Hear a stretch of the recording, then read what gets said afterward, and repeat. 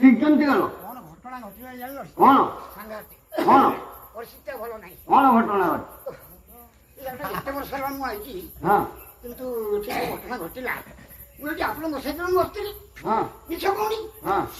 ସେ ଝିଅଟି ମତେ ଡାକିଲା ହଁ ମତେ କହିଲା ଭାଇ ହଁ ଭାଇ ନା ଜେଜେ କ'ଣ କହିଲା ହଁ ଜେଜେ କହିଦେବ ଭାଇ ବା ଦେଖ କହିଲା ଜେଜେ ସେ ଯେ ନାଚୁଛି ସେ ଗୋଟେ କଥା ଖରାପ କଥା କହିଲା ମୁଁ କହିବି କଣ ତମ ଗାଁ କଥା କାଳେ ଅସୁବିଧା ହେଇପାରେ କଣ କହିଲା ନାଇଁ ମତେ ନାଚ ମରୁଛି ଆରେ କଣ କହିଲା ନା ନା କହିଲା ବି ତମ ଗାଁ କଥା ତମେ ସମ୍ଭାଳିବ ସେଥିଲା କହିଲା କଣ କହିଲା ମତେ କହିଲା କହିଲା ଭାଇ ସେ ଯେ ନାଚୁଛି କଣ ତା ମାଉସୀ ଭଳିଆ ଦେଖା ହଉଛି ତୁ କହିନୁ ନାଇଁ କରୁଛି ତୁ ଶାଶୁକୁ ଚାନ୍ଦ ରାତି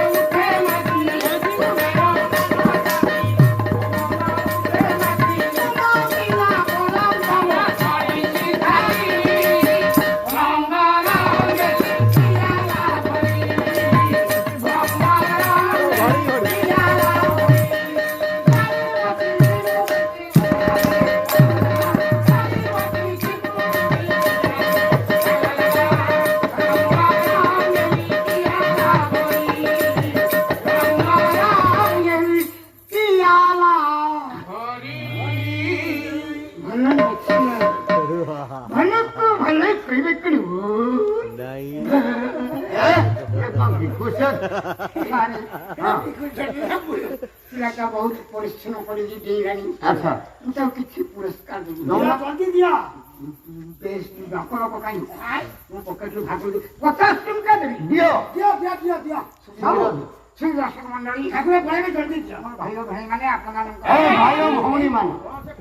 ଭଲ ଭାଇ ଓ ଭେଣେଇ ମାନେ ଭାଇ ଓ ଭଉଣୀ ମାନେ ଭଉଣୀ ଭାଇ ମିଶିକି ଅଛନ୍ତି ନା ଆଜି ରଜନୀରେ ଝିଅଟିର ଗୀତରେ ମୁଁ ଖୁସି ହେଇଛି ଝିଅ ନୁହ ପୁଅ ଝିଅ ଅଭିନୟ କରୁଛି ସେ ଦମିଶା